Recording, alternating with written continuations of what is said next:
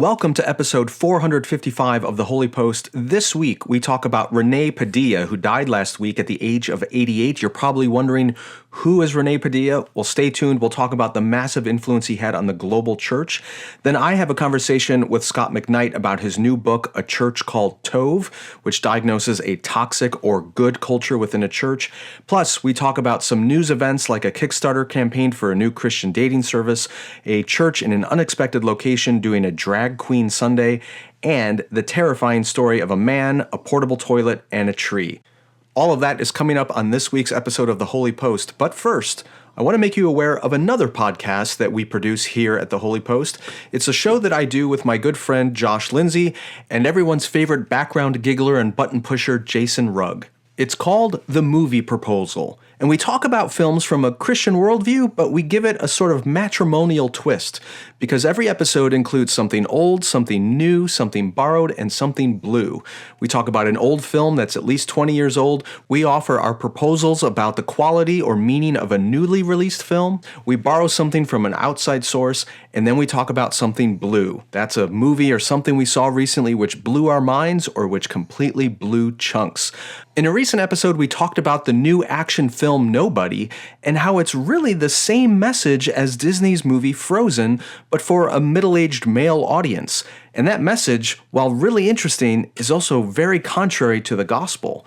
That kind of insight is what you'll get on The Movie Proposal, along with a lot of laughter and a lot of fun, and occasionally a lot of spoilers. So if you are a film fan and you want an interesting conversation around film and culture and theology, go check out The Movie Proposal wherever you get your podcasts. Now, on with The Holy Post. Hey there, it's me, Phil. Welcome back to the Holy Post podcast. I am here with Christian Taylor. Hello. Hi, Christian. Glad to have you back. And Skye Jitani. Hi, everyone. Yeah. Hi, Skye. Good Hi. to see you. Okay. And Jason's here. Hi, Jason. Hey there. Jason wasn't here last time because we were trying to minimize technical difficulties. And we decided Jason was the source of our not just the solution, but also the source of our technical difficulties. But then we still had technical difficulties even without Jason. So clearly he's not the source. He's only the solution. So now he's back. Okay. And here's the theme song. What's the news that you like the most? Who's your favorite podcast host? If it's breakfast, get your toast. It's Skye and Phil and the Holy Post. Skye and Phil and the Holy Post. And sometimes Christian. Hey, Christian. Hey, Phil. Haven't seen you in 2 weeks. What's going on? Yeah, well, I was in Dubuque, Iowa. I went to your home state. It's pretty cool over there. I like it. Yeah. Yeah. I like Dubuque. Dubuque is a fun town. Yeah, I recommend people take a visit. We actually won Best Documentary there, so that was super exciting. Awesome. Congratulations. Thank you. And then I just wanted to let people know we do have a virtual screening coming up. So if they haven't seen the film yet, we're going to be at the GI Film Festival, and we have a live screening of it on May 19th at 7:15 Pacific Standard Time. And there's a live Q&A afterwards with me and another podcast listener, Jeff Kurtenacker, who is actually our composer. So that's going to be a really fun time. And that's May 19th at 7:15 Pacific Standard Time. First, you watch the movie, and afterward, there is a Q&A, and you can find all those details out at thegirlwhoworefreedom.com/festival, and it's the GI Film Festival. So, Cool. Christian, just to Fantastic. clarify, because there might be some new listeners who don't know what you're talking about, what is your movie again? Yeah, so my movie is The Girl Who Wore Freedom. It's the story of D-Day, but from the perspective of the French, and it's really a love story between the people of Normandy, France, and the GIs that liberated them. So we're in the middle of our film festival run. We release in June, and so there's still some free opportunities for everybody to see the film. Thank you for asking, Skye. Woohoo! Any updates on where you're releasing, how you're releasing? Not yet. You know that yet? No, just Okay. iTunes, Amazon Prime, and there's one other one. I can't remember what that is. But anyway, hopefully we're still waiting for broadcast and cable to be like, we Yeah. want you. Right. We're all over this. Okay. In honor of Christian being here, it's time for News of the Butt. And now it's time for News of the Butt. Don't you feel honored, Christian? We're gonna start off strong, right, Phil? We're gonna Okay. just jump right in. Here we go. Tree takes battlefield prisoner in portable lavatory. Wait. What? Tree takes battlefield prisoner in portable lavatory. Battlefield prisoner. We should try to guess what this story is Yeah, actually. what does this mean? Okay, What do you think tree it means? takes battlefield prisoner. So do they Uh-huh. does the tree take the battlefield as a prisoner? And what does This that sounds have like to do with butts? This sounds like a chapter from one of Tolkien's novels where the tree, like what Old Man Willow takes a hobbit. Yes, the Ents.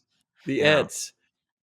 Authorities say a man was rescued after a tree that fell during high winds trapped him inside a porta potty at Gettysburg National Military Park.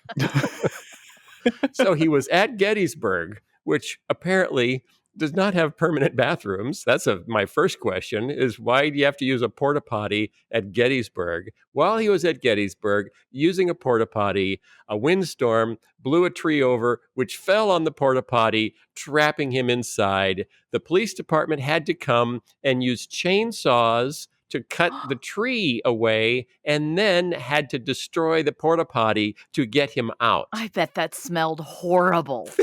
Wait, did it knock over? Like of course the it had contents? to. Well, no, There's because no the tree picture. could have There's no fallen on picture. it. I'm On just top, thinking, Did it flatten? I don't know if No, it but think flattened about it. this guy. If it fell on top, then he He's could dead. probably still get out of the door. But Or he's dead. clear. He's not dead. But he did have to go to the hospital. Well, I would too if I had all that poop all over me. I don't know if that's why he had to go to the hospital. He probably got a concussion, if nothing else. Is there, if you had to be trapped by a tree, is there anywhere you would less like to be than in a porta potty? No. A public porta potty? No. In a porta potty with a hard time. In a porta potty with a raccoon. I try to avoid porta potties at all costs. I will hold it in just to not have to go to a porta potty. Oh. The man was alert and taken to emergency medical services as he was loaded into an ambulance. Went to Gettysburg Hospital. There's a Gettysburg Hospital. With injuries not considered life-threatening. So he's going to be okay, everyone. He's going to be okay. Obviously, the porta potty was a total loss. See, I'm a little claustrophobic, so I get, I don't like porta potties to start out with. But now you're in a porta potty and you can't get out. You can't get out. The only thing smaller than a porta potty is like an airline bathroom. Actually, if you're in an airline bathroom and a tree fell on the plane and locked, and I'd flip out. That is one of my. So I found a picture. Uh-oh. You found a picture? It knocked over. Yeah. Oh, and also crushed the hood of his car. Well, to add insult to injury.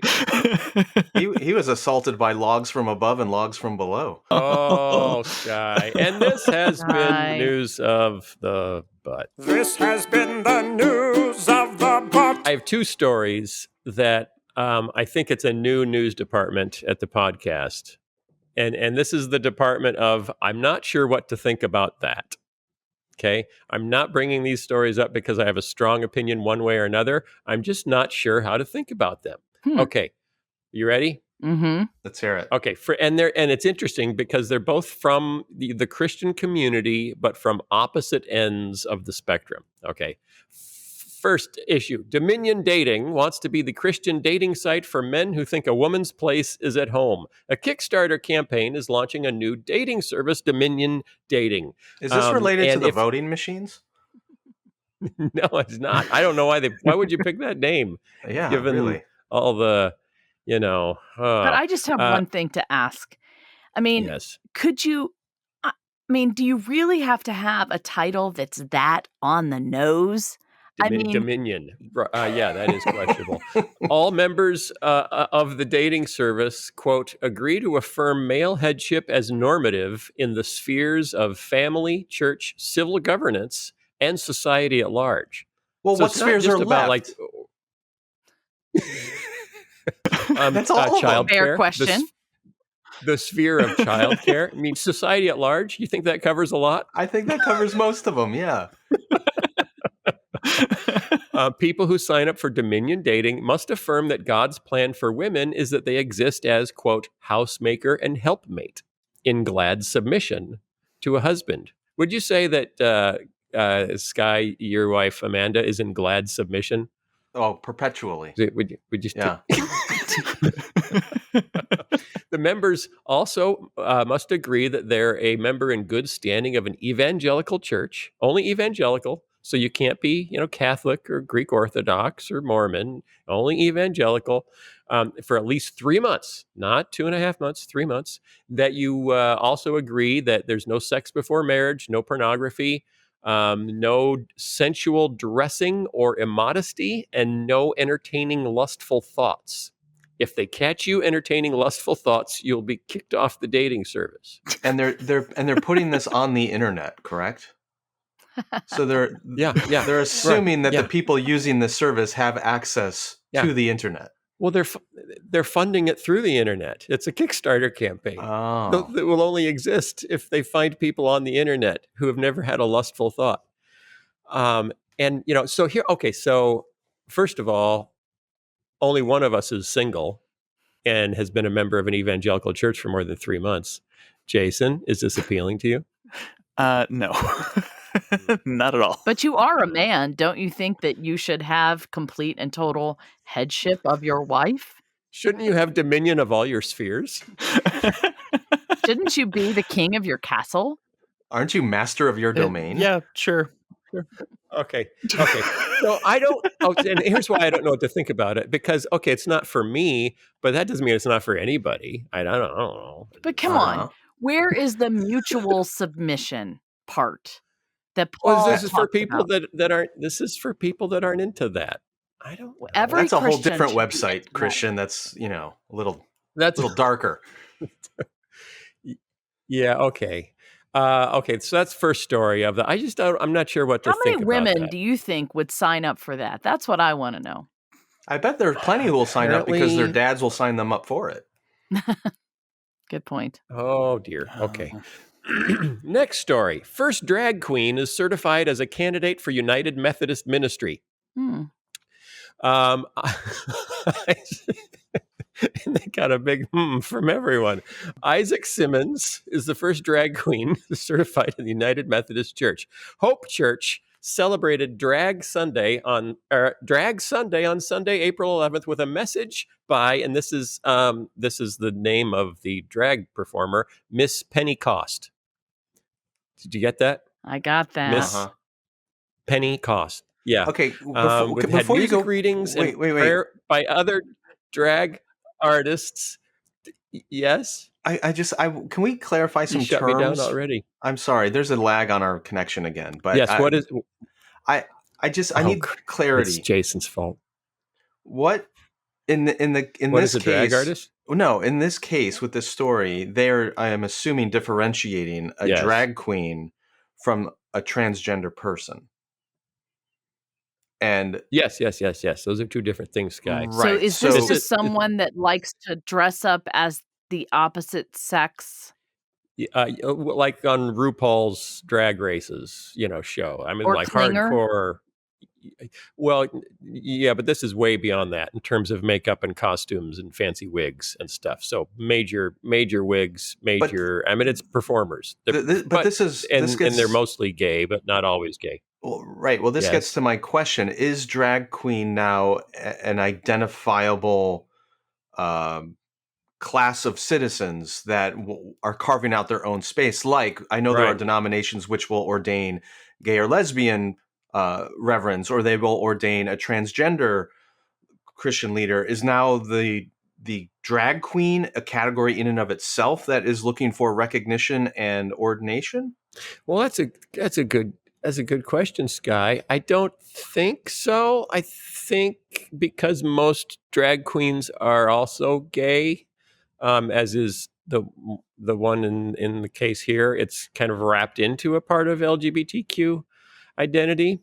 But it's more, this was a celebration of drag queen culture and identity at a United Methodist Church. Now here's my big question for you guys. Where do you think this happened? What city in America do you think is most likely to have the first drag queen-oriented service? Peoria. And you're not going to get it. Okay. Christian, anything? Well, for some reason, I'm thinking Miami, Florida. Oh, that's not a bad guess. Actually, Skye was astonishingly close. Bloomington, Illinois. Wow. I was job, Central Skye. Illinois. Yeah. That's the birthplace of drag queen church services is downstate Illinois. I have no idea. It's a kind of a college town. I don't know. So I don't know how to think about either of those stories. I just like, I know. I'm not sure. Well, the one thing that I'm thinking about in terms of the drag queen story is, I mean, really it is celebrating their identity or their culture, right? And, what other cultures do we celebrate like that in the church? Why is this one? Exactly. You mean exactly like that?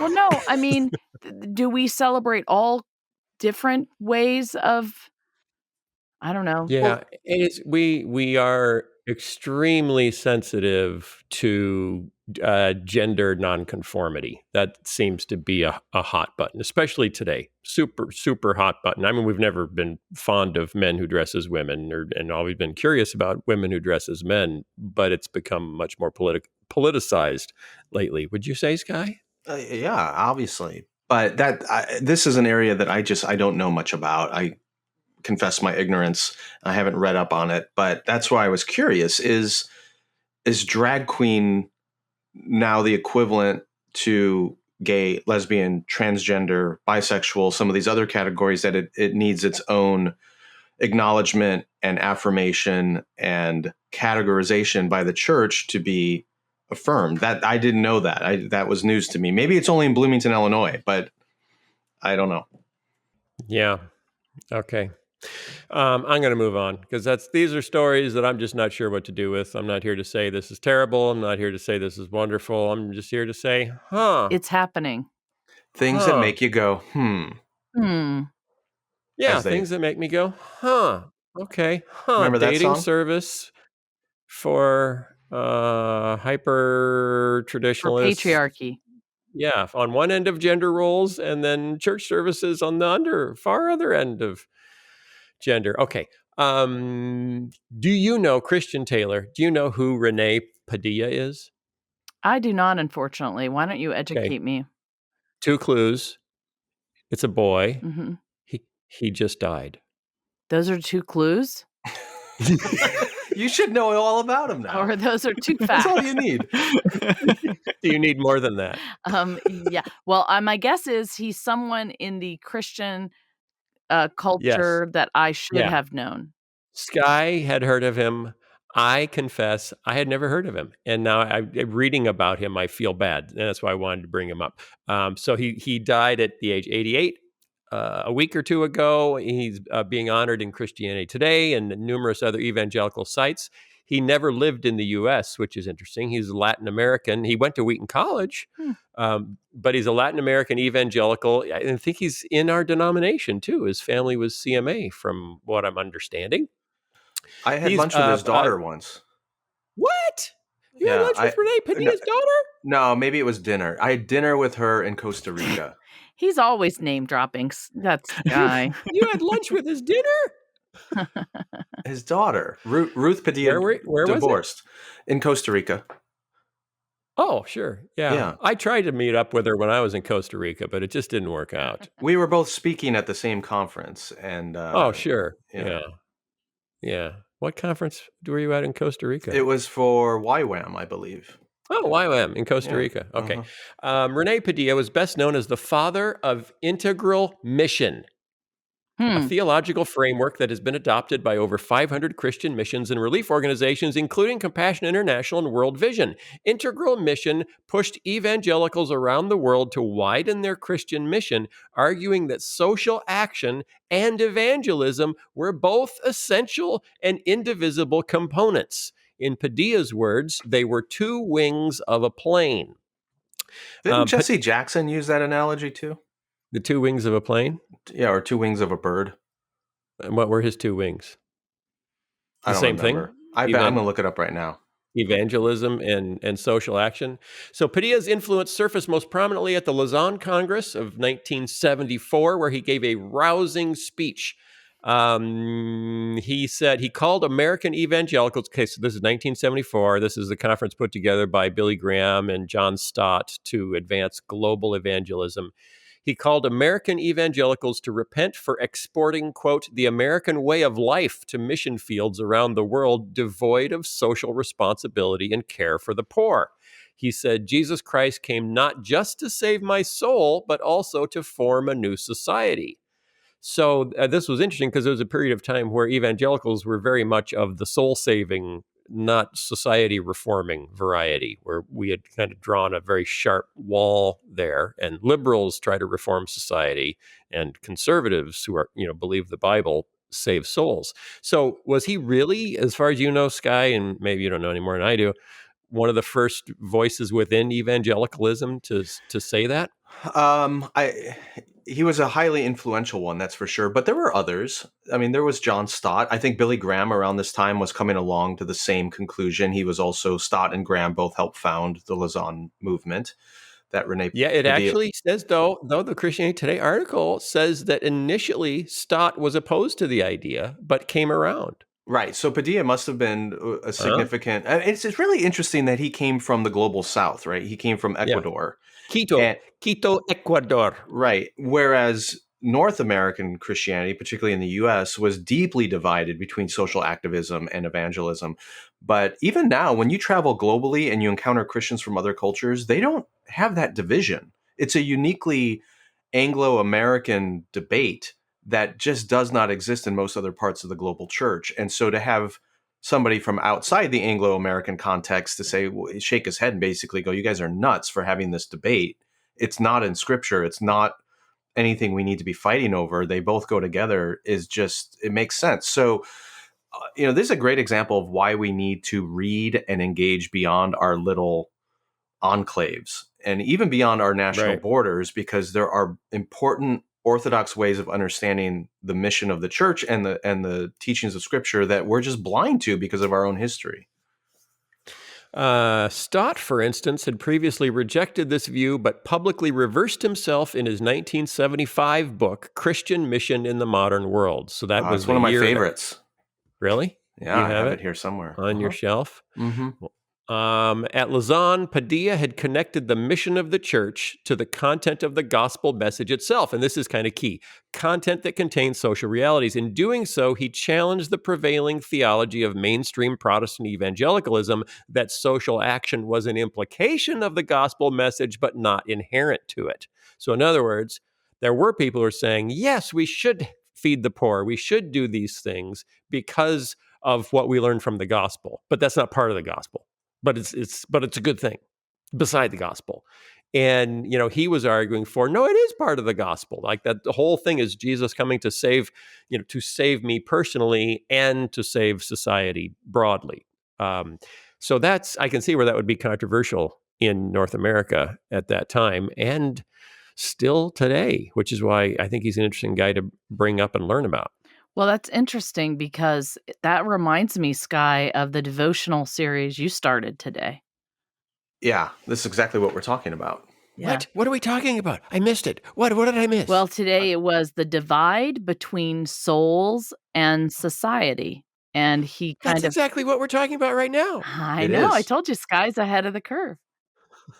Did you start that because Rene Padilla died? No. And you're doing an honorary Rene Padilla inspired series? No, it's just that my devotional seems to be spirit led and automatically conforms to what's happening in the global church and in the world. So just a coincidence. Not to make light of his passing, because he was a huge influence on the church and a brilliant mind. So it's interesting that even a century after the modernist fundamentalist controversy, a half century after the beginning of the Lausanne movement and Rene Padilla, healing this divide between social engagement and evangelism, we're still having this debate. And it's still lingering, and there's new political energy behind it, and a lot of Christians.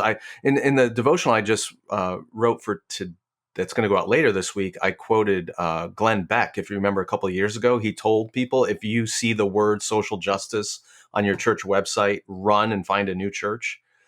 Like, we're still having this argument because people they're so shaped by their cultural identities and political identities rather than what Scripture actually teaches. So we need to hear the ideas of folks like Rene Padilla even now. Okay, so what point did you make in your devotional this morning? It was about the divide between modernists and fundamentalists a century ago, and a lot of fundamentalists said, whatever modernists are for, we're going to be against. Even if it's biblical and good, we're going to be against it just out of principle. And so they rejected social engagement and then built a theology. We've talked about this on the show before. They built a theology that juxtaposes heaven and hell rather than heaven and earth. And we're still living in that. And so I was just challenging people to not knee-jerk react to talk of justice by Christians, assuming it's liberal nonsense, when it's just you're reacting because of history, not because of actual theology or biblical teaching. I like what you say here. Rather than accepting the biblical narrative, which always paired heaven and earth, in which Christians are to pray for and pursue a world in which God's will be done on earth as it is in heaven, the fundamentalists back then, and really even today, like you said, insisted on the narrative of heaven and hell, which is the earth is ultimately irrelevant, and all that matters is the final destiny of one's eternal soul. And this was actually a little bit about what we touched on in church yesterday, Skye, where we talked about when we grow up as kids, we often, at least I did anyway, in the, Southern Baptist South, it was all about avoiding hell. And really making sure that we live in heaven and we care for our souls, and those around us in an evangelical way, or evangelistic way is what I'm looking for. So I love your call to us to remember that we should not divide those things, and we should be thinking beyond that. So I was, I grew up in the 70s, and we went to high school in the 80s, and was always around, people that were raising money for various missionary efforts. And I remember there was always a bit of skepticism if someone was talking about raising money for feeding people or building buildings or digging wells rather than pure evangelism. There was a little of, wait a minute, are you losing the mission? Are you losing the mission? We're here to save souls, not dig wells. And so I remember people starting to argue. I remember the line, empty stomachs have no ears. Do you remember that line, Skye? No, I've heard I it. don't remember that line. It was a way to say, no. We can't evangelize if they're hungry, because they're less likely to listen. So let's feed them so we can evangelize, so let's do this work so we can evangelize. I was listening to Mike Erie's podcast a couple of weeks ago, and they were talking about this, and his co-host, Tim Stafford, said, that when he was growing up in church and he would hear things like that, like, we're going to feed them so we can give them the gospel. And he remembers as a high school kid thinking, what if we just fed them because they're hungry? Yeah. It's like, So how do you explain the gospel, Skye? I'm giving you a challenge. How do you explain the gospel in a way that integrates the feeding without diminishing the saving, the salvation? Before Skye gives the real answer, can I try? Okay, Christian, can I have go a for shot it. here? Really, all we need to do, I think, is look at the example of Jesus Christ. I mean, that's what he did. He came to heal people. He came to feed people. He came to provide their needs physically. And So he could share the gospel with them. Actually, so he could have a relationship with them. Okay. All right. I don't know. Okay. Skye, Go ahead. Yeah, Christian's Give the right. real- Christian's right. But part of when you get down to the root of the gospel here, the way you diagnose the problem is going to determine what you believe the solution is, right? So when you actually read what the problem is with the world in Genesis 1, 2, and 3, you find that, yes, people are estranged from their maker, right? They rebelled against God. They're estranged from one another. There's enmity put between the man and the woman in Genesis 3. And they are cast out of the garden into the wilderness where they have to toil and labor, and they're going to work by the sweat of their brow. And from the dust you came, to the dust you will return. So all of this is the outflow of evil and disorder and sin infecting the world. So when Jesus arrives and announces that the kingdom of God is at hand, he is at work redeeming everything that was broken by sin and evil. So yes, that means reconciling people to their maker, right? Removing sin so that we might be reconciled to God as his children. But it also means bringing healing between relationships so that people are reconciled to one another. Ephesians 2 talks about this powerfully, that God has redeemed Jew and Gentile through the cross, making them one new man, and then together reconciling them to God. But then third, Jesus is also healing the impact of evil and sin on our bodies and in our world by providing enough food for everybody, by healing lepers, by helping the lame and the blind and the sick. He's fixing everything that evil and sin broke. So when we carry the mission forward, as Jesus said, I am sending you, as the Father has sent me, so I am sending you, we also are to be agents of healing everything that is broken in the world. So we do that through evangelism by telling people how they can be reconciled to their maker and live in union with him. We do that through healing social ills and injustices and racism. And we do that by healing bodies, by medicine and food and education and all the things that are broken in the world. So when you get to 1 Corinthians 15, where Paul articulates his gospel, over and over and over again in that chapter, he talks about how through Christ, God is reconciling all things to himself. And that's the message, is the good news, is everything is being made whole and right that was broken. That's the gospel. And when you narrow it down to just getting people out of hell, you are negating 99.9% of everything that Jesus came to fix and heal. And it so narrows what God is interested in redeeming that you have taken all of the beauty, I think, out of the scope of what he's really doing. Hey, that was a good answer too. Almost as good as Christian's answer. So nice try, Skye. You did a pretty good job. But Okay, I'm going with. Can I Yes. share one? I want to bring the whole thing together. Okay, yeah, bring it all together. Okay, then we'll wrap it up. The whole dominion thing about women and their place. Oh yeah. and Sew it all together. And Rene Padilla and Liza and drag queens in Bloomington, Illinois. I don't think I can fit the drag queen thing. What about the guy stuck in the toilet? Can you put that in there? No, I Is this something? Because it's something broken about creation. It if is. The trees are trapping us in porta potties.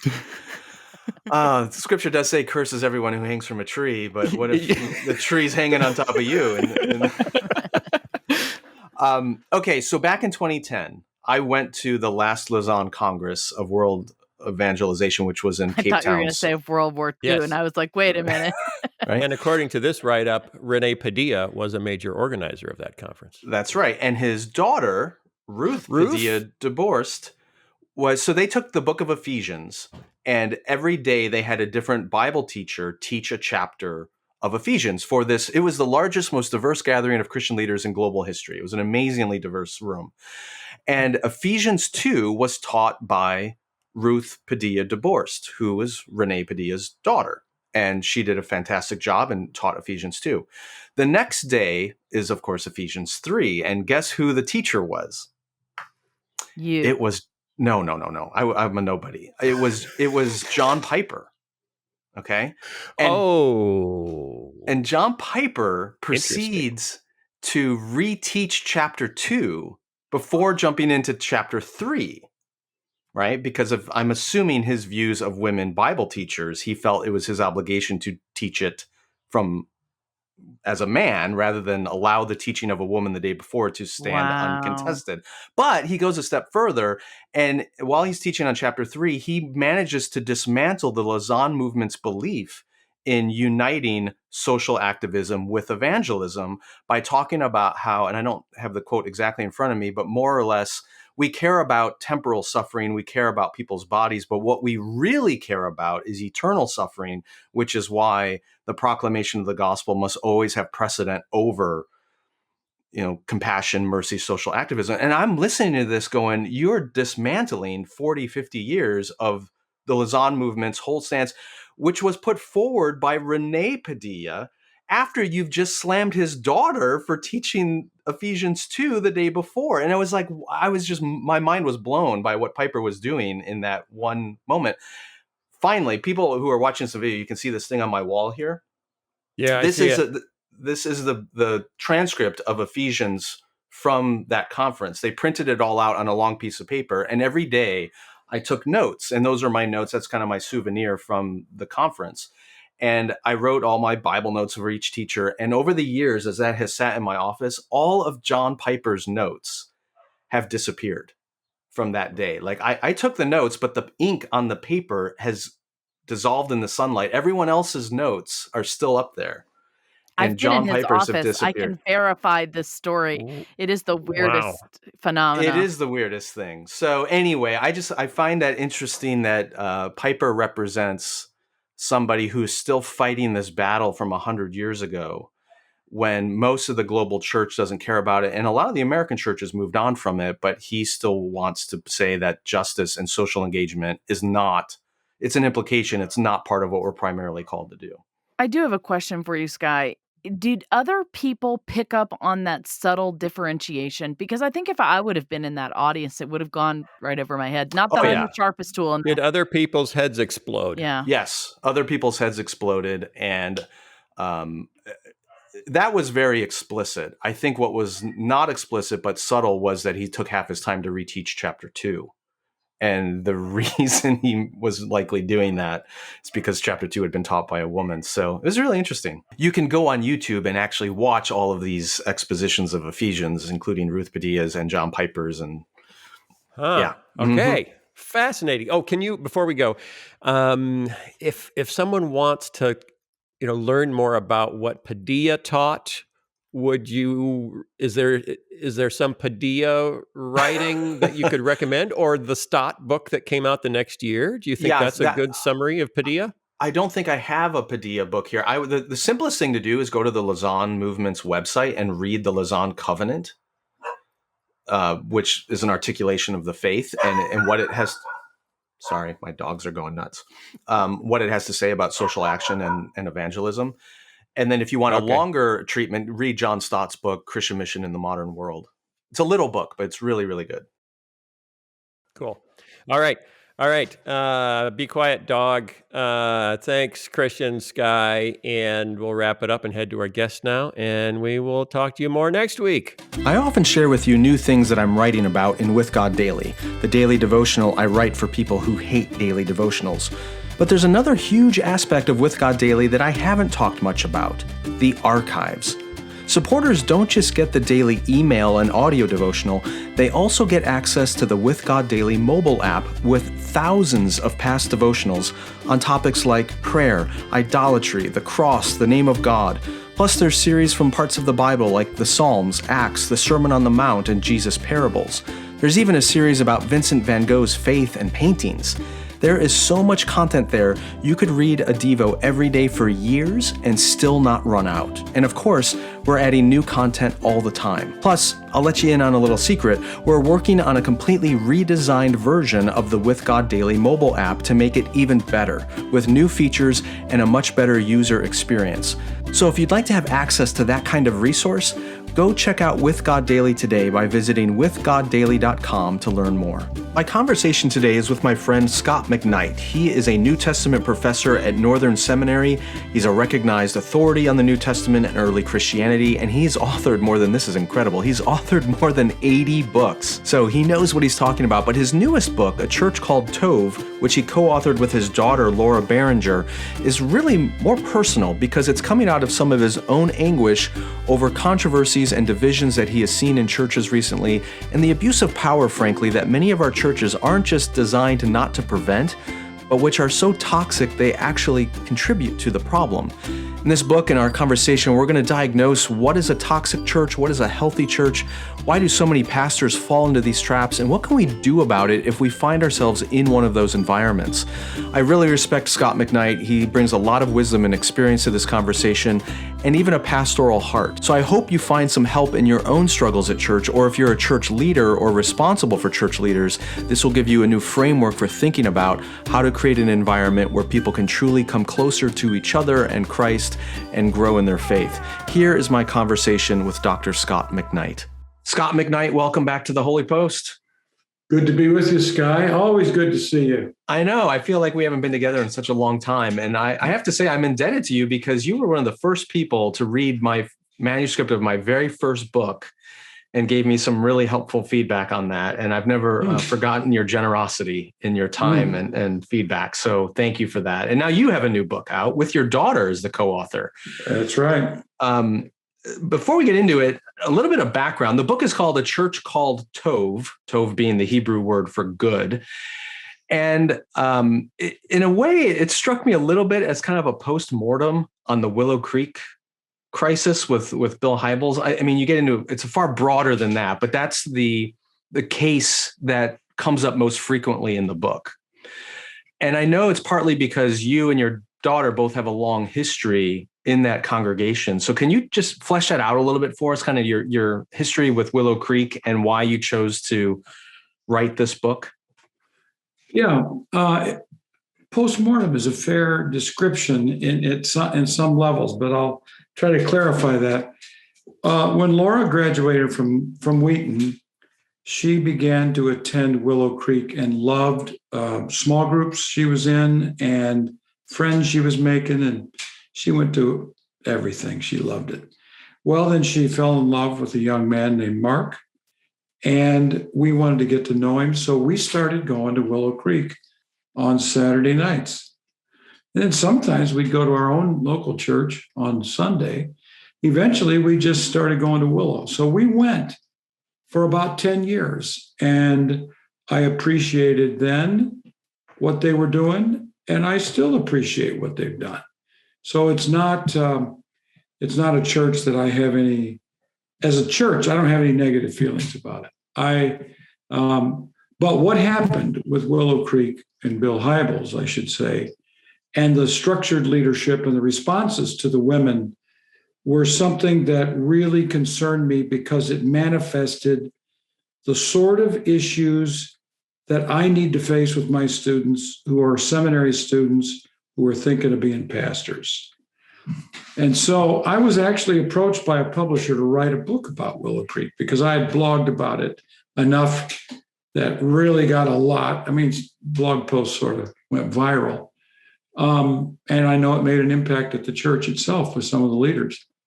So I was approached, but I didn't want to write a book about Willow Creek. I'm not a church historian. They're not going to give me access to the records that I would need, even if I knew what I was looking for.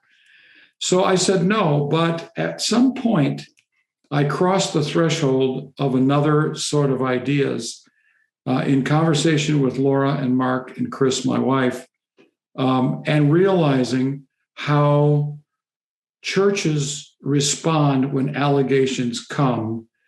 And I became convinced that their response is a manifestation of the church's culture and character. Yeah, so I thought that's where we got to go. We got to talk about a redemptive culture for this kind of setting. And that's what struck me as incredibly helpful about your book. And we've obviously been through a long series of scandals in different churches and ministries over the last number of years. And it's very often presented as the character failing of a single leader.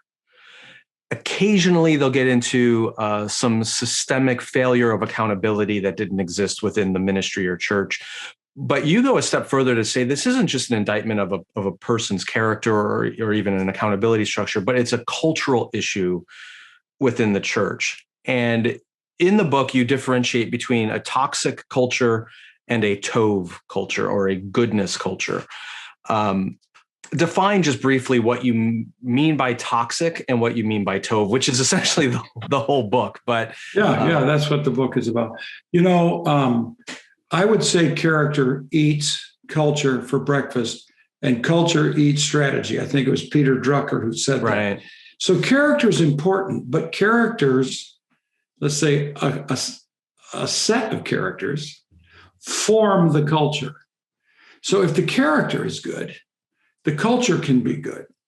A bad apple can ruin a whole batch. I think that's a little ditty that people use. But I do believe that character matters, but it's culture that focus.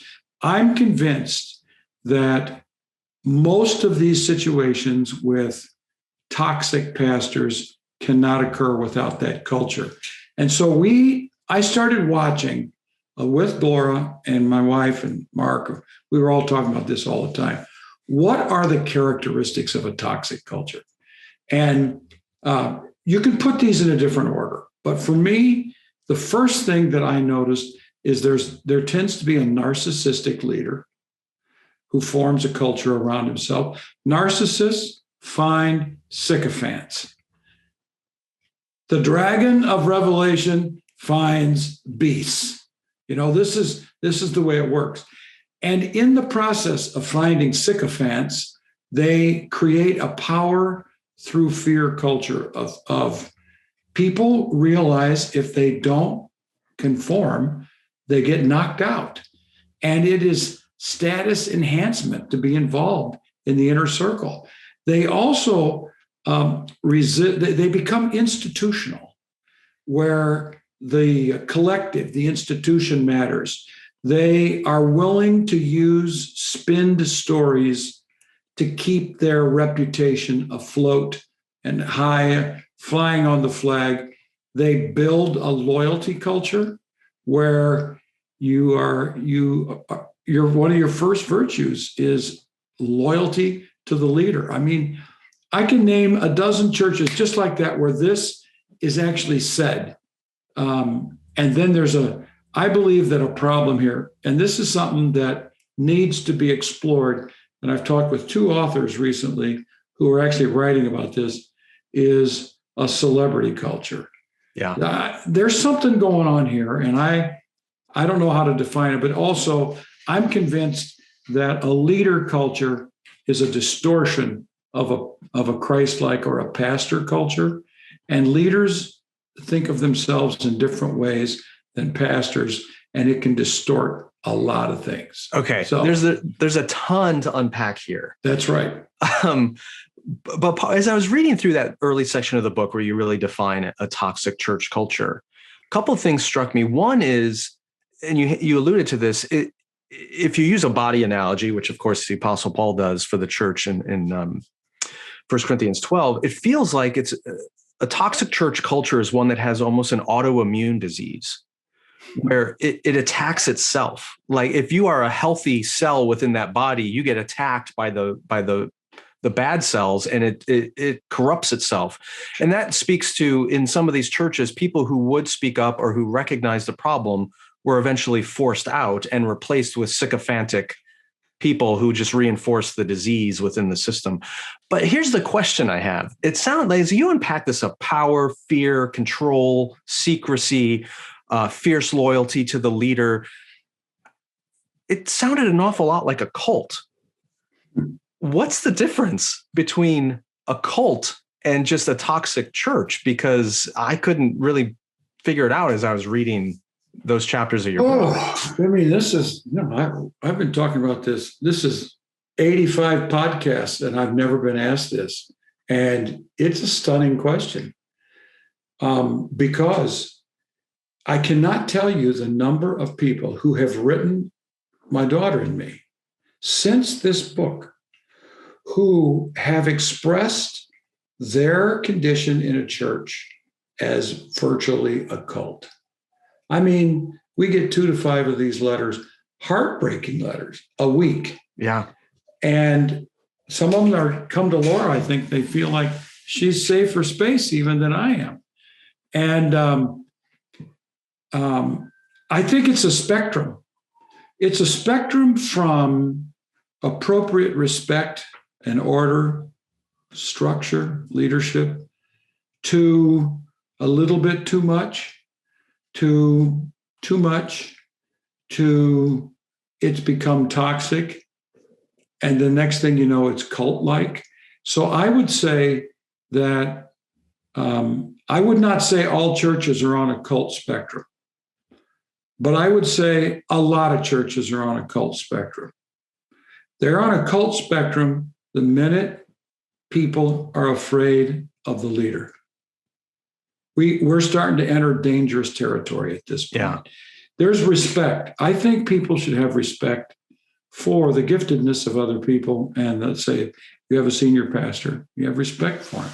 I know so many people who've had so much damage that they don't have respect for any pastor.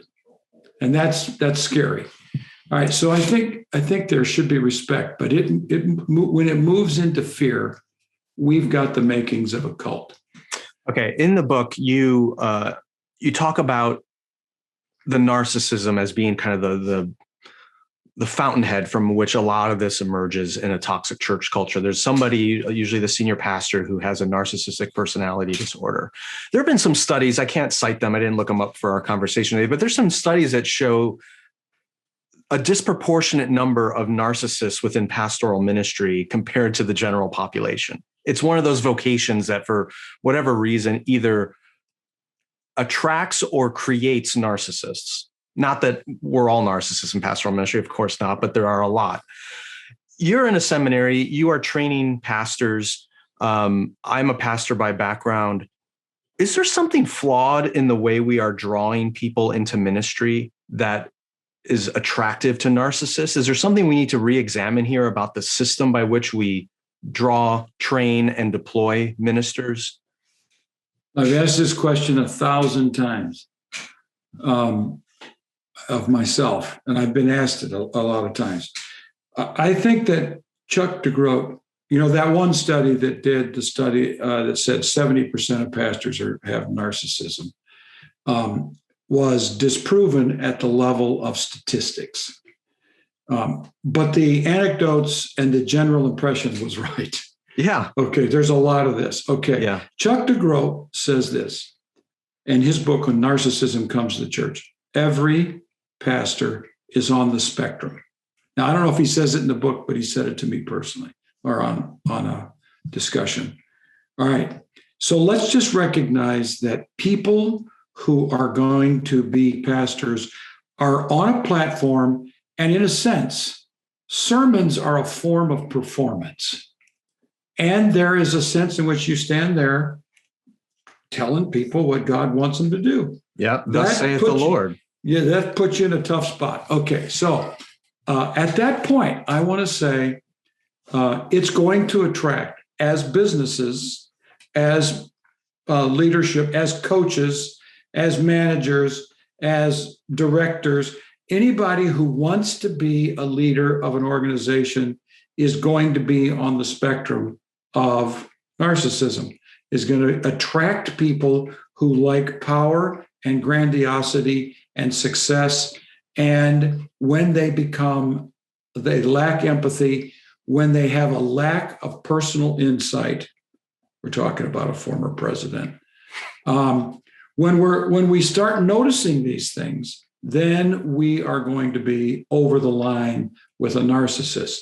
So, and I would say this, that the church leadership will attract narcissists, and it will enhance and develop the narcissistic dimensions of a person's personality if the leaders around them are sycophants and don't recognize it, or who don't have the skills to resist what's going on in the church. And this is how it unfolds. I don't believe a church makes a narcissist. I think it attracts people with leadership skills and who will be tempted by power to enhance those ugly, toxic dimensions of their personality. I think I agree with you. Just the nature of leadership in general, and certainly congregational leadership, it's going to be attractive to people that have those personality disorder tendencies. But doesn't that then behoove us to create churches and systems that will mitigate against that tendency?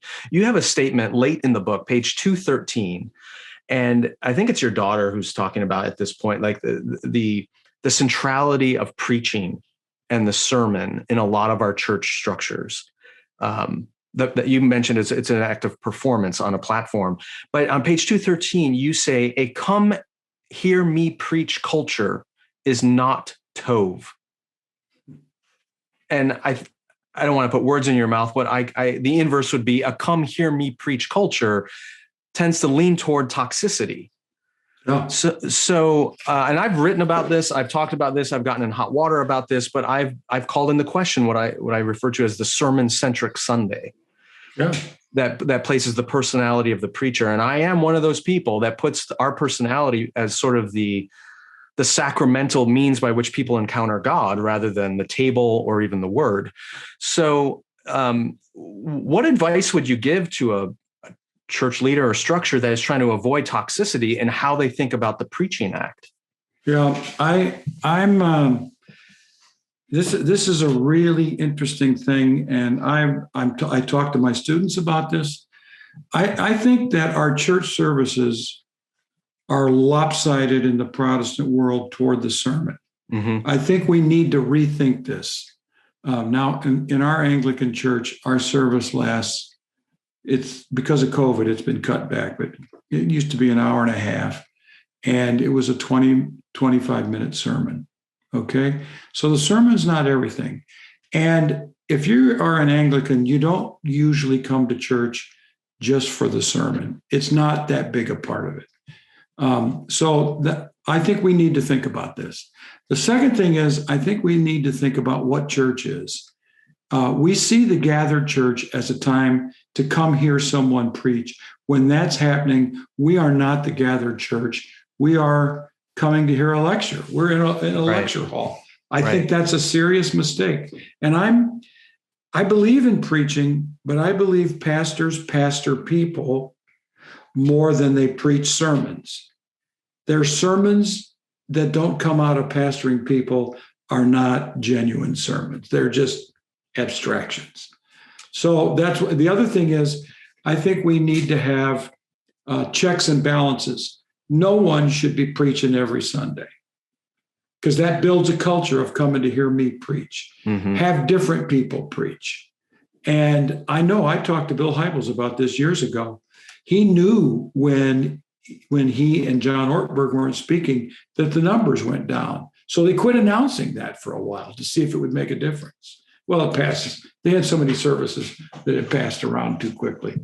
But I think that's a big mistake. But that's what these mega churches, that's all that happens. We come listen to the music, we come listen to the sermon, we go out for lunch. And we need to rethink all that. The other side for me is I want to be involved in helping my students who are going to be pastors to understand that their responsibility is to pastor people and not to create a personality cult of people coming to hear them preach, which is just going to enhance narcissistic urges. So I wish we had a lot more time to talk about all this. I want to turn the corner, though, to talk not just about toxic, narcissistic church cultures, but the Tov culture, the good side of it. Yeah. And if narcissism is the fountainhead of all the toxicity, you talk about empathy as being the source of a healthy church culture. Again, going back to your own work as a seminary prof and working with these young people training for ministry, how do we measure or diagnose somebody as carrying empathy that's appropriate for a ministry leadership role? I remember when I was in seminary, we had to take all kinds of psychological assessments. I don't know exactly what they were measuring me for, but it didn't strike me that they were looking for empathy. So how do we, whether you're looking you went to TEDS? I did go to TEDS. Yeah. You took the MMPI. I don't know what I took. They poked and prodded on. Yeah. It took a long time. It's a long test, 360. Mm-hmm. Yeah, that was, and if you did go in to have your analysis done, I think that all pastors should have to do that. And it should reveal whether you have narcissistic leanings, et cetera. But here's what I would say. I travel with students to Israel, and then another group of students, a different program, goes to Turkey and Greece. The pastors show up. Hmm. It is something they cannot not be. And so to me, I have learned that empathy is recognizable when situations require empathy. And then the pastors are present. Those are the people that I would say. I mean, let me give you an example. We traveled to Israel, and actually this guy went with us. His name is Jeff. He went with us on 2 different trips. And when situations arose, he had the right response. He wasn't the only one present. And in the group to Israel, they were all already pastors, and most of them have the gift of empathy. So I think it's recognized when a needy situation arises with how they respond to it. And I don't believe, maybe a test can show this up. If you have narcissistic urges, you don't have empathy. Right. That is a characteristic. You also don't have insight into your own personality to see that. So if you are low on those scales, then you're there. And if I were, let's say, a church board calling a pastor, I would require an MMPI and a full analysis by someone who can say to us, these are the person's strengths and weaknesses. The first church I was hired by after seminary, my first interview, I still remember this because it was just a few weeks after 9/11. I walked in one evening and there's a bunch of tables set up with the search committee. And I sat down and went through the whole process. And I ended up getting hired. And some months later, one of the guys who was in that interview, who really didn't talk much at all, I found out later was a psychiatrist that they had invited in to every interview of every candidate to basically psychoanalyze us. And I was a little scared to ask him what he found out about me, but he said, you pass, basically. But he did share that there were some candidates who came in that he had massive red flags about. I just thought it was kind of interesting, like how many churches have a psychiatrist sit in on their staff. And increasingly, there's lawyers in these things. Yeah, and this is not helping us. But I would say, I've said this several times, every search committee for a pastor should have a therapist or 2 in the room.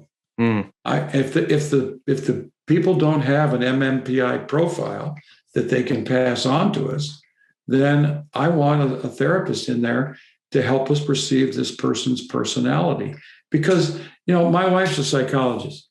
We can be with a group of people and she sees things that I don't see. Yep. And I think that's what we need. We need people who see those things. Okay. At one point in the book, you cite a study. I'm trying to find it right now. I think it's from the University of Ontario, something like that. Anyway, it was a brain research study, and it articulated what's called a power paradox, which, if I recall, showed that the more power somebody accumulates or more authority that they have, is inversely proportional to their capacity for empathy. Yep. So I'm playing this out. Like, it's impossible that, let's say you do the right thing. You have a therapist and they do the study of this pastoral candidate and they rate high in empathy. But over time, because of the structure of the church, that leader is given more and more and more authority and power. Are we actually squeezing the empathy out of what would otherwise be a godly pastor because of the structure we've put him or her into? It is a good question. I think you're right. I do believe that that increase in power, I think it has to be absorbed a certain way. But an increase in power will minimize a person's empathy if they don't have the character and insight to recognize what's happening to them. So I would say there's a way of checking this, and that is, don't let anyone get that much power. And, I have friends in the Churches of Christ. They don't have, the church is supposedly run by elders, not by the pastor. Mm-hmm. So the preaching minister, they don't even call them pastors, The preaching minister doesn't have the power that the elders have. This checks the preacher's power. That's a good thing, right? This doesn't mean the elders are always good. But I think we need to have checks and balances of power. Let's just say a financial committee makes decisions that the pastor has to live by. The elders make decisions that the pastor has to live by. The pastor makes decisions, that other people have to listen to or something like this. But no one person should be given the power that happens in these churches. And here's the problem. Some of these pastors are so gifted, and in some ways they are so tov that you want to, if Mr. Rogers is your pastor, you just do whatever you want because you're going to do what's good. Right. And there's a sense in which I believe that's true. This is what we believe about Jesus. We wanted him to have all the power. So we like to say that the power is in the hands of Jesus in churches, but if we're not careful, it starts moving into the pastor. And then if you have tov character, you're not going to have the problems. But if it's a corrupted character, and most of them are, all of us are, then we're going to have problems. You guys mentioned in the book that a narcissistic pastor can probably exist in any environment, but they disproportionately exist in churches that are non-denominational or independent because they don't like to submit to authority structures. It's not a guarantee that if you're in a denominational church with authority structure, you're not going to get a narcissistic pastor. But when you take away those checks and balances, you're almost guaranteeing you're going to find somebody is coming into that has that problem. Okay, another thing you talk about is the way a tov culture or a toxic culture is revealed when that church faces an allegation or a critique of some kind. And you have this really interesting section about Matthew 18, which often comes up whenever there's an allegation made against a pastor or church leader in some way. Talk about Matthew 18 and the way it's properly employed in, say, a tov culture, and the way that it's improperly engaged in a toxic church. Matthew 18 is the famous passage that if someone has offended you, you go to them, or you go to them and you make peace with them, reconcile with them. If they won't listen to you, you bring 2 or 3. If they don't listen to you, then you bring the whole church. If they don't listen to you, you kick them out. Okay, so it's this sort of Matthew 18, go to the person first policy. Right. All right. When an abused woman hears that passage, they hide because they are not going to confront that pastor. Now, Vonda Dyer confronted Bill Hybles on her own, pretty courageous, all right? And the way she tells it, he backed down. He says, okay, I understand, or understood, something like that. I don't think he followed through, obviously. But here is a fundamental principle. You never require a victim of sexual abuse or power abuse to face the perpetrator of the abuse. Especially not alone. Yeah, unless, let's say they want to, but unless they are surrounded by advocates, people in the room who make it safe. And a lot of these situations are not safe. In the last month, I've heard a dozen stories of where this principle was used. So I was asked about this one. Laura, this was the biggest problem for Laura and Mark, is the Willow people. And I've heard this about a dozen churches in the last 3 weeks. They use the Matthew 18 principle, and they say you're not following scripture if you don't follow the Matthew 18 principle. Which is a way then of discrediting them or discrediting the allegation. But here's what I say. The first thing I ask is, who has the advantage if we follow Matthew 18? And it's always the person in power. The other thing I said is, there are passages in the Bible that maybe deal with sexual abuse and abuse like this in a different way. And I pointed people to Deuteronomy, where it's a completely different context. And so I would say, first of all, you have to ask who has the power. And then if you're in a condition of healing, that health, that you could actually confront and deal with the blowback that almost always happens. So I think we have to be a lot wiser. Now, a student of mine who's a pastor calls me the other day and says, do you think Paul violated Matthew 18 when he sent Onesimus back to Philemon in the context of the whole household? Well, what I said was Matthew 18 was not a rule. It was not a rule. Paul confronted Peter in front of everybody. All right. So it's not a rule that should be applied woodenly, rigidly, in a reified manner in all contexts without wisdom taking place. So I would say Matthew 18 deals with a general principle of interpersonal conflict where the two people actually have enough equality in their status that they can deal with one another. But the minute it's an imbalance of power, we need to think of other options. Isn't the fact that, if I recall correctly, in Matthew 18, Jesus talks about confronting a brother, is in the language of brotherhood, correct? Yeah. Which implies an equality of status or power rather than confronting somebody of greater status than yourself. Which then takes you to Paul's writings to Timothy about, don't entertain an accusation against an elder unless based on 2 or 3 witnesses. But that doesn't hold up either, because in a lot of these, especially sexual abuse cases, there aren't 2 or 3 witnesses. That's right. So, and that would get every possible leader off the hook for any kind of sexual immorality or abuse, as long as there's no one who saw it. I've heard this used several times. They didn't follow Matthew 18 and didn't follow 1 Timothy 5. And I think they shouldn't have. Right. They didn't need to. So I agree with you. I think that this is the game of power rather than the game of empathy and grace and people first and wanting the truth to be known.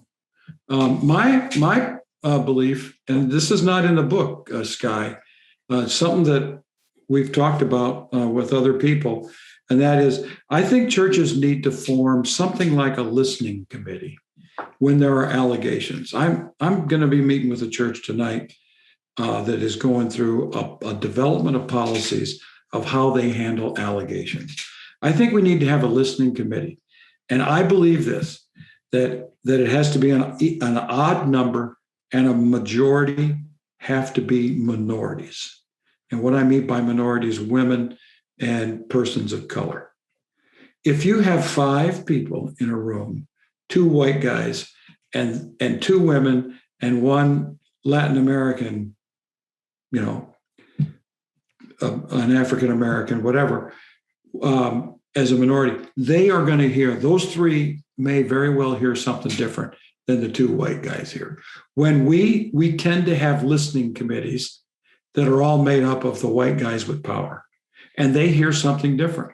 And I talked to someone the other day who said it was amazing that when this person talked to a group of white male leaders about accusations, they basically all agreed.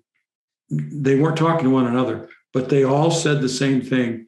They're probably false allegations.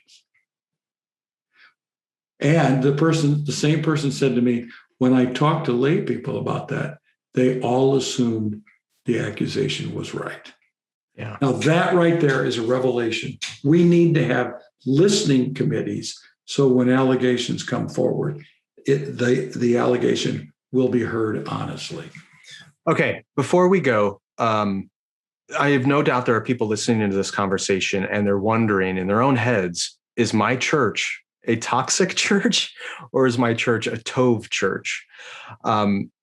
Many years ago, I heard somebody jokingly say that, you're in the wrong church if there's an ATM in the foyer. And you have something in your book which isn't as visual as an ATM in the foyer, but basically you argue that if your church is issuing NDAs, non-disclosure agreements, it's a sure sign that it's probably a toxic culture church. Talk about NDAs and why they're so problematic, particularly in a church or ministry setting. Yeah. Just so you'll know this, I don't know if you saw this. Yesterday, I believe the Archbishop of Canterbury declared that there will be no more NDAs in Anglican Church, in the Church of England. Wow. So that's a step forward. That doesn't mean there are not going to be any toxic churches. Right. All right. The non-disclosure is probably I distinguish non-disclosure now from non-disparagement.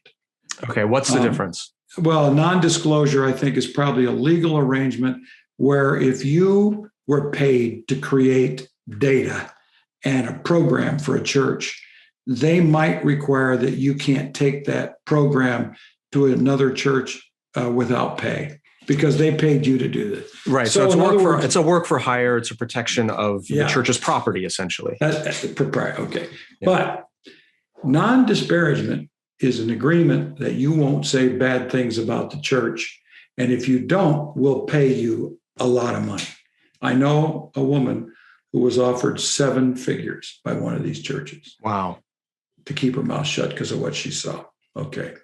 So we have non-disparagement agreements, NDAs, that focus on silence, that become a form of bribery in order to protect the reputation of the church and to smooth the exit of the person who saw something, who's made an allegation, so that they won't go bankrupt or won't go homeless.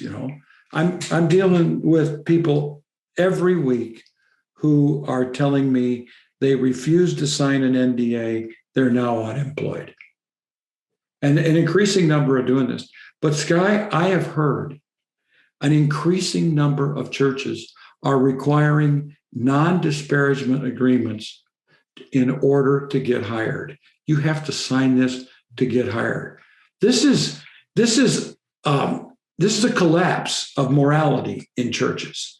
To think that we have to bribe people with money, with an agreement in order that they can never talk about. And if they do, they have to go to the pastor. Someone just sent me this agreement. He said, I refused to do it, so I didn't get the job. There's an increasing number of these.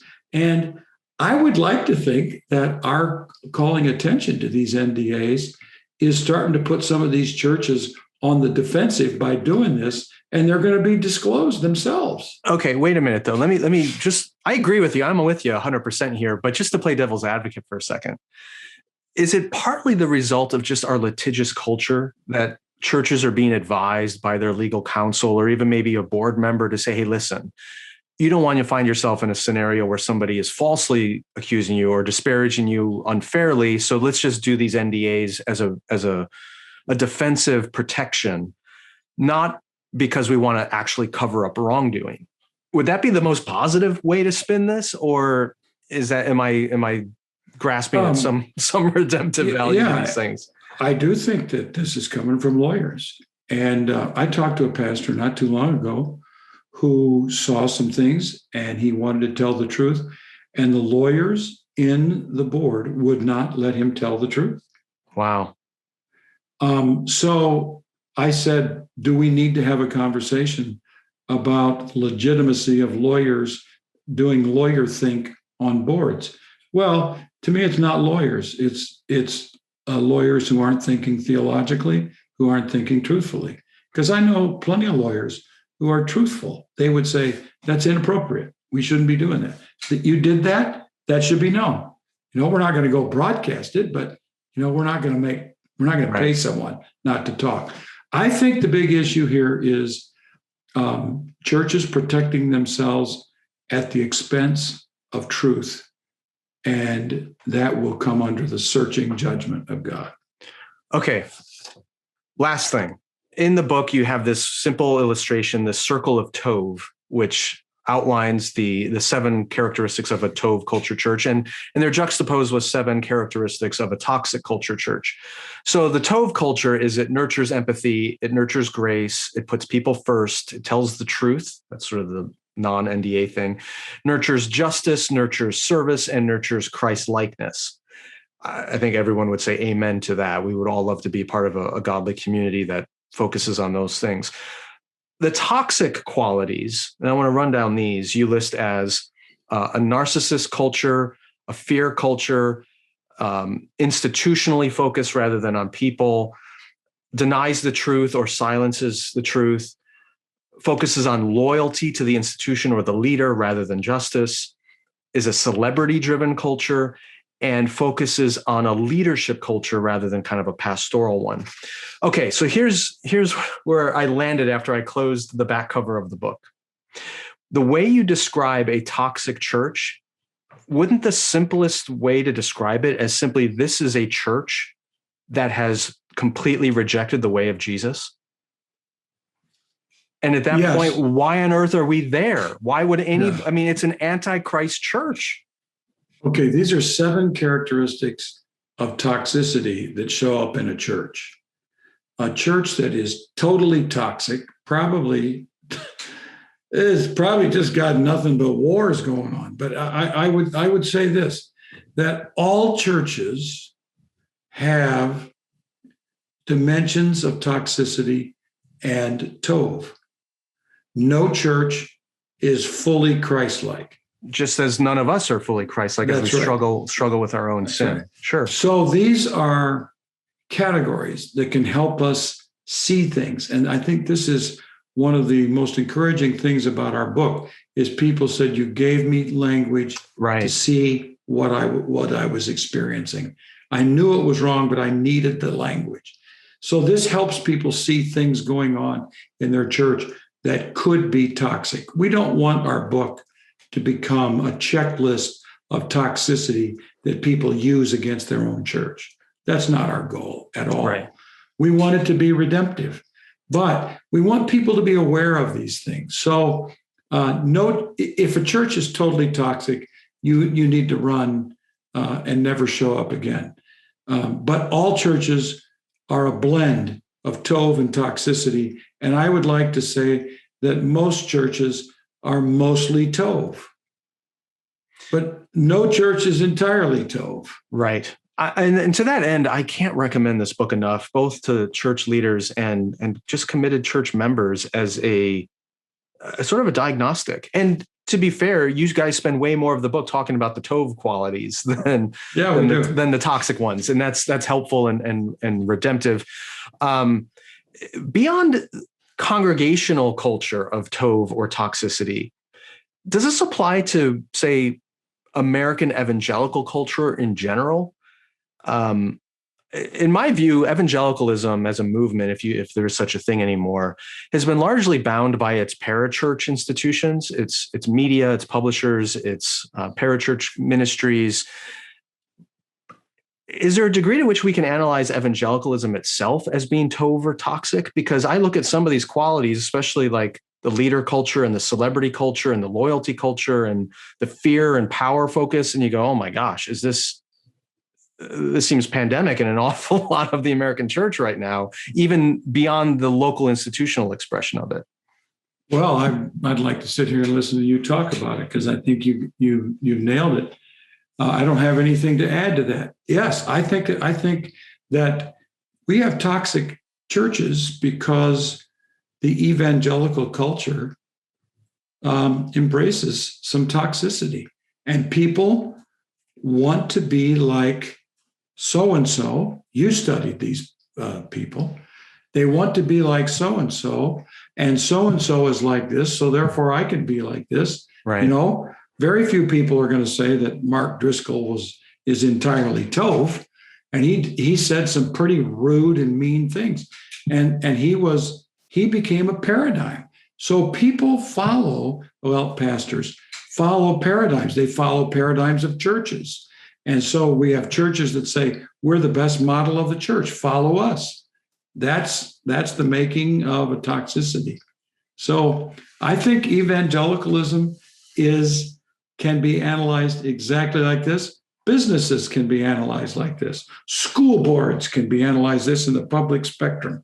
I just had a funny person said, I got so mad at the school board meeting the other night, I almost said, you all people need to read the Tov book. And I think they had no idea what Tov meant.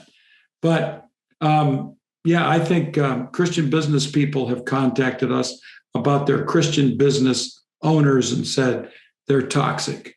they need Tov in a business. So it applies across the spectrum. If I were Rick Warren, I could have written a book for that broad of an audience, but I'm not Rick Warren. Well, I do think it is a book for that broad of an audience, and it's accessible, it's simple, it's somewhat nauseating, to be honest, to read some of the horrible stories that you guys include in here and some of the stuff that went on behind the scenes in these toxic environments. But there are some beautiful stories of redemption and empathy and godliness. And so I loved it. I devoured this book. I will refer to it often. Thank you for putting all the work into it. And it's obvious, both you and Laura, this was cathartic in some ways, that you were dealing with some of your own pain and grief over what you've seen in churches that you love and with people you care about. So thanks for putting yourself out there and helping us all through your wisdom. Well, thanks, Skye. It was painful. It was cathartic. We felt betrayed, like so many people. And we just find ourselves with so many people in this situation. And we've become friends, siblings in the as wounded resistors. So thank you. I appreciate your good words. Your words matter to me. Well, and my takeaway, the two things I'm applying directly from your book. One is I ordered a copy of the book you recommended in this book about extraordinary women of faith, I think is the title. Yeah, by Ruth Tucker. By Ruth Tucker. I've already ordered it. It's coming this week. And secondly, it brought to mind a handful of pastors I know who are really Tov, Tov pastors, and I'm grateful for them, and I've committed to writing them and just telling them how much I appreciate them. So when you see the toxicity, it makes you appreciate the goodness that much more. So Scott, thank you so much for being with us again. Thanks, Skye. Good to be with you. The Holy Post Podcast is a production of Phil Vischer Enterprises, that's Phil's company, and Skye Pilot Media, that's Skye's company. Production assistance by Julie Betcher. Editing by Jason Rugg. Help us create more thoughtful Christian media by supporting us at patreon.com/Holy Post. Also, be sure to leave a review on iTunes so more people can discover thoughtful Christian commentary plus ukulele and occasional butt news. Visit holypost.com for show notes, news stories, and more.